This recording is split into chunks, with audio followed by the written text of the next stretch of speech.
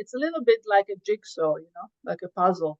I think that you have to break your idea into little pieces and then, treat that idea and that goal exactly the same way, and starting building the borders, because the borders are easier to build because you know that they have the flat, side. And then you start going for the more difficult one. And I think it's the very same thing,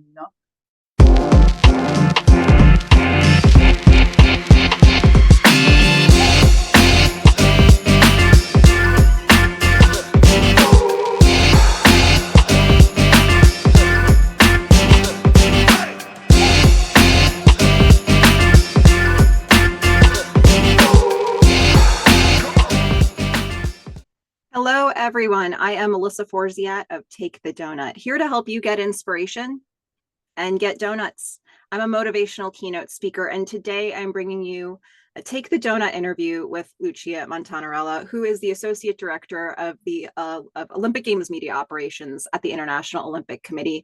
Also, I worked for Lucia at the Torino 2006 and the Vancouver 2010 Olympic Winter Games. So this is a very personal one to me. Welcome, Lucia. Thank you very much for having me, Melissa. And I like to think that you worked with me and not for me. Well, I like to think that too. That's great. We'll start saying that from now on. So look, we have more serious questions to ask, but I'll start with a simple one that may or may not, I'm interested to see culturally if you have an answer for this. What is your favorite donut? Is there a thing that you would equate to that for you? Yeah, well, because I became a little bit international and I left a little bit my Italian roots for the last, now nearly 20 years, I am well acquainted with donuts. And the real ones, and I definitely like the plain ones because I'm more for simplicity. So I really like the plain one. I don't like the one with chocolate or sprinkles or things. The plain one are my favorite. Okay, that sounds good. And also, I don't know if you would do such a thing, but they're better to dunk into coffee. So I don't know, though, that might be blaspheming for you. Yep, it works for me as well. It works for me as well. We are very particular in Italy with the time where you have your cappuccinos, and that's now become internationally known that we don't have cappuccinos past 11 a.m. But if a donor is around with cappuccino, it goes very well. Perfect. So I said just a little bit about your background up front, but tell us more about yourself. I know it's a long story for you, but what should we know about your background? It's a little bit of a long story. I started as a sports journalist, and then out of maybe taking the donut, I ended up working in the media operation in the Sydney Olympic Games in 2000, after I had been a reporter, sports reporter at the 3 previous games. And since then, I have never basically left. So I went on and worked in several Olympic Games, always in media operation, which means delivering services and facilities for the Olympic accredited media. And that brought me in living in different places and doing different roles and maybe growing a little bit in my job, to the point that then in 2017, I was asked by the International Olympic Committee, which is commonly known as IOC, to join their corps, to lead first to lead one project, and then to join as head of the media operation department here.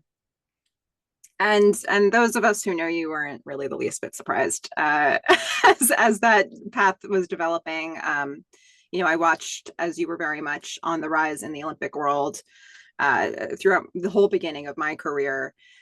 For those who have not seen a Take the Doughnut interview before, I would like to reset this for people so they have some sense of where these questions are going to go. For me, Take the Doughnut is another way to say carpe diem. It comes from this strange thing that happened to me in college where I left an actual donut on a table, but that for me became an object lesson on what it looks like to leave opportunities behind. So I don't want to do that anymore. I want to take the donut. So this conversation is basically all about going after opportunity and what that looks like, practically speaking, day to day for real people.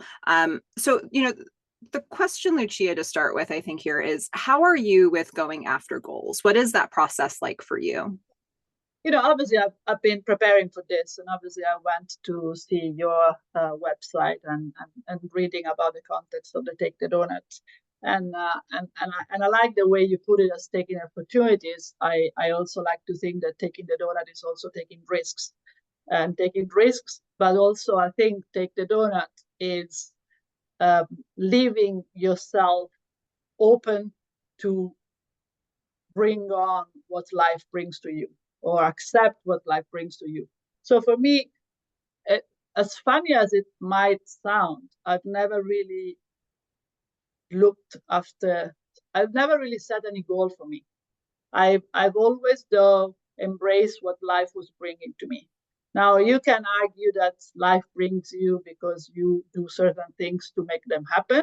But I think it's a catch-22 situation here, because you'll never really know. I think that what I've learned in life is that you need to be open to what life brings and not stick to whatever mental plan you might have, preconceived ideas or predefined standards or pre-planned path. Or I always say, to me, what is important is to try at some point to decide where you want to be 20 years after, And to me, what works really well is that say, okay, where do I want to be with my career, with my life in 20 years? And then, and then you see if when the opportunity comes your way, if that's are on the right path to your 20 years journey, or if they're not. And so, I would say it's opportunities and risks. I think it's a combination. It's a good combination. It sounds like it's just as much about knowing when to say no as when to say yes for you. Yes. And a lot going with your gut feelings.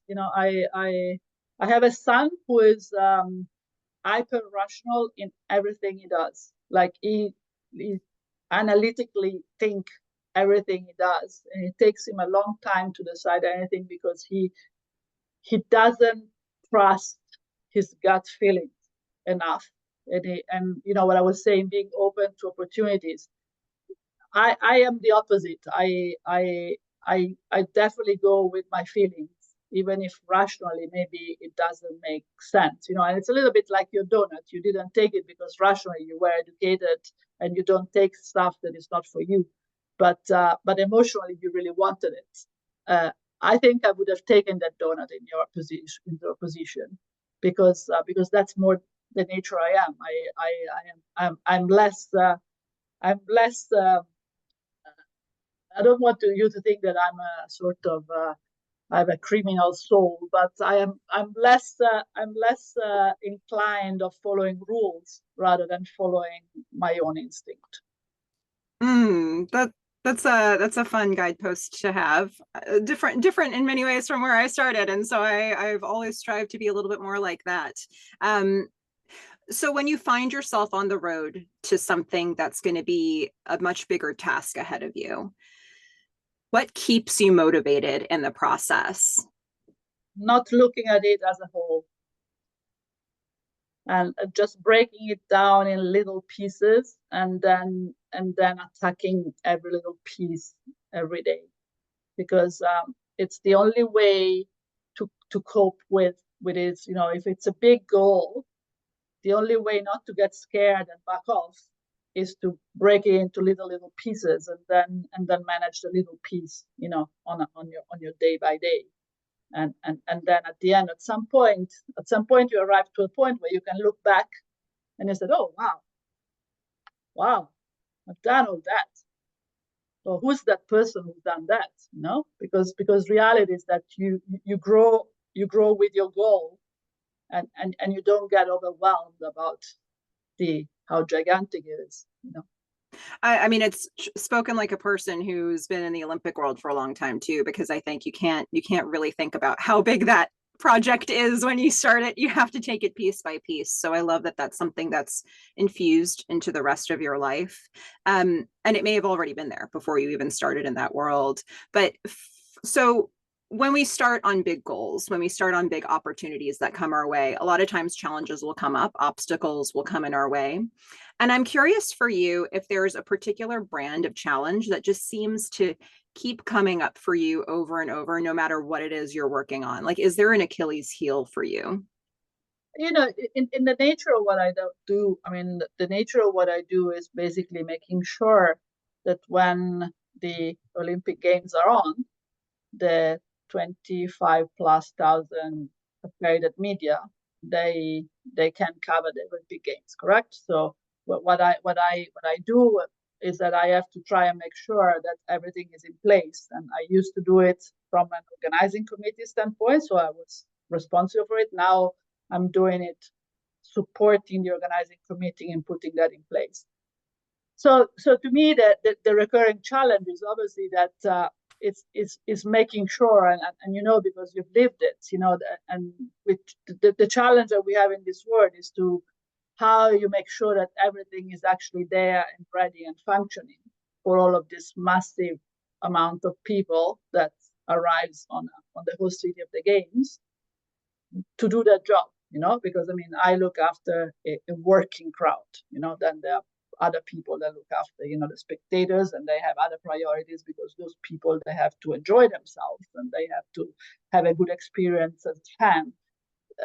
I need to make sure that my crew, who are all there to do a very important job because they have to capture images, they have to write stories, that they can do that job. So the challenges are always be how much you are guaranteed that everything goes according to plan once, you know, people arrive in the host city, that they get a bus to go where they need to go, that they get a bed where they need to sleep, that they get food to eat, that they get technology to connect. So the challenges are recurring because the other part of the equation is that we always travel in different places of the world. So the challenges are for us always understanding which context we work. You know, we've had games in Brazil, we've had games in Canada, we've games in Australia, we've games in China, we've games in Korea, we've games in, so wherever you go, I think that the recurring challenge is to make sure that what you do is fit for purpose within a cultural and social environment that might be well different from yours. Beautifully said. I'm wondering how you're going to answer this one. When you think back on your life, this could be a personal or professional answer, whatever comes to mind for you. What would you say is the biggest donut that you've ever taken? An opportunity that came your way that you said yes to, or a goal that you said yes to that really changed things for you?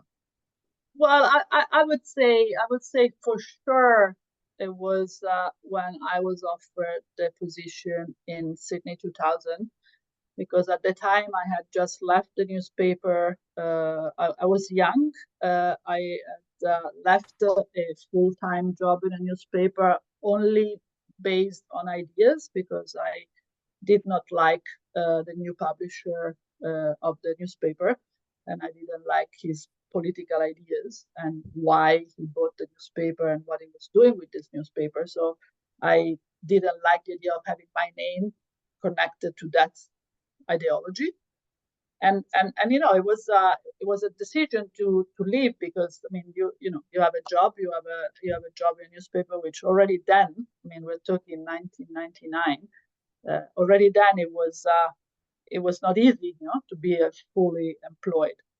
And I left that job, and I had a 2.5 years son, and then I decided, and it was the first time that I was offered a job abroad, and I decided to leave my home in Rome, in Italy, and move to Sydney with my son for just under a year to pursue a job that I'd never done before, because I'd been, you know, I knew media, I'd been covering the games, but I've never really worked in media operation.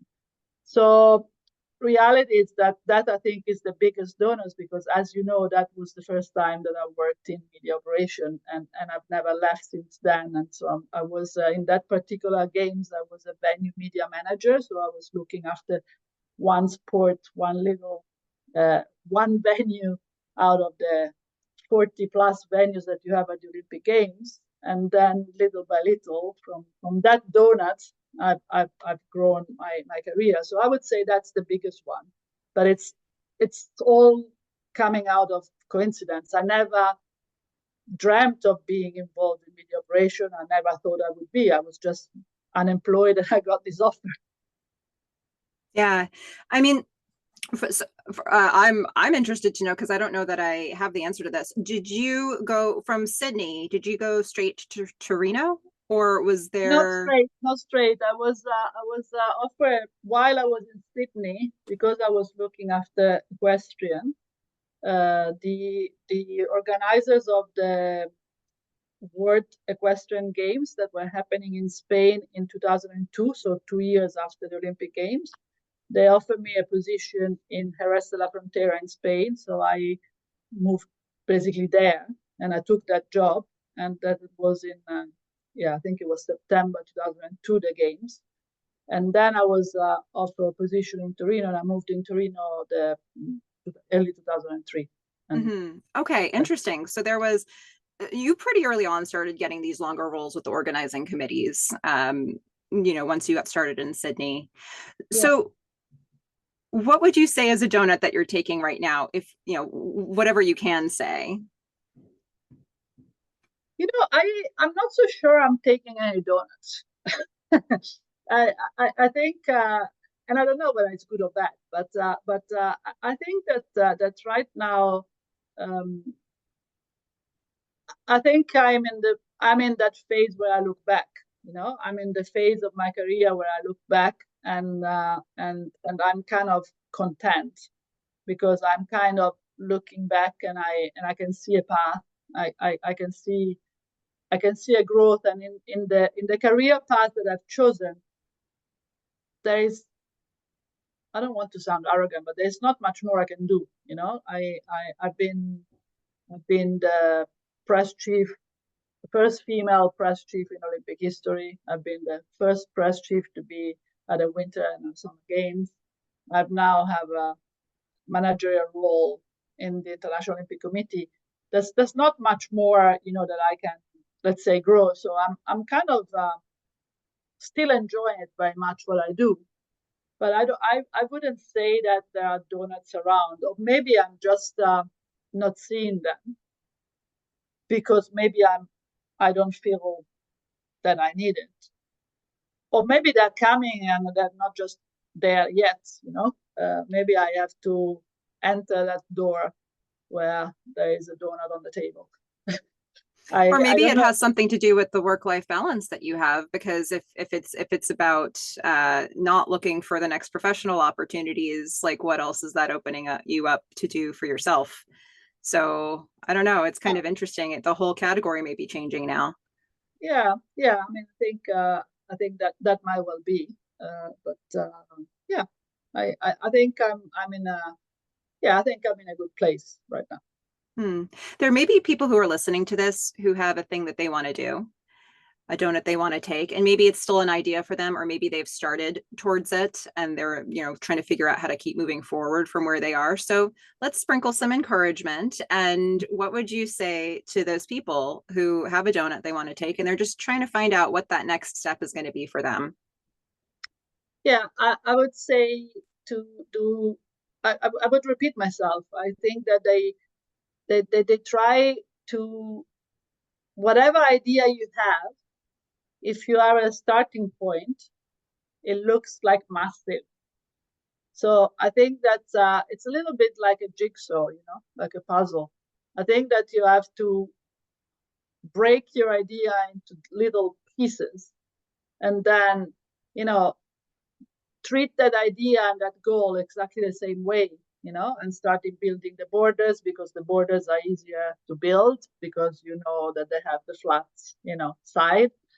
And then you start going for the more difficult one. And I think it's the very same thing, If you say, if you are at the beginning of a career and you say, I want to become a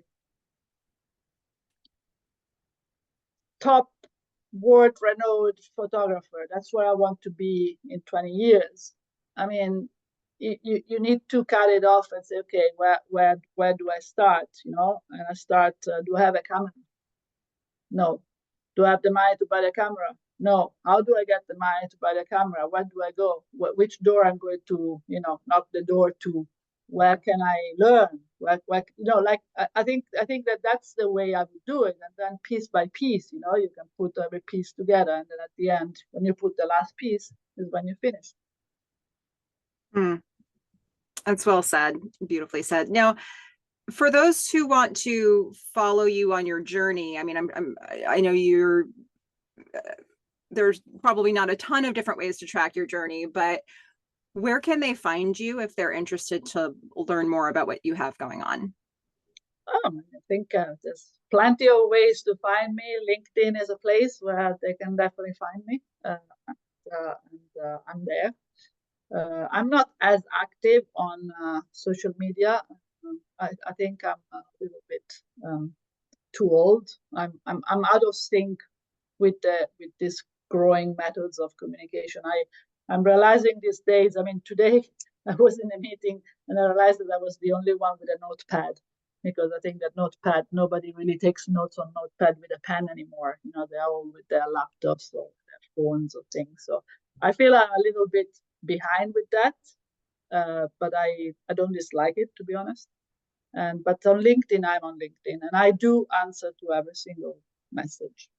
Well, everybody, I'll put Lucia's LinkedIn in the video description so that you can find that. Be sure to check out that resource. And if you liked hearing Lucia's story, be sure to like and subscribe on this video. There's so many inspirational interviews still to come. But Lucia, thank you so much for taking time and sharing your thoughts, sharing your journey with us. Thanks, Melissa. Thanks to you. Okay, everybody, you know what to do. Go out there, get inspiration, and get donuts. Bye, everyone. Bye-bye.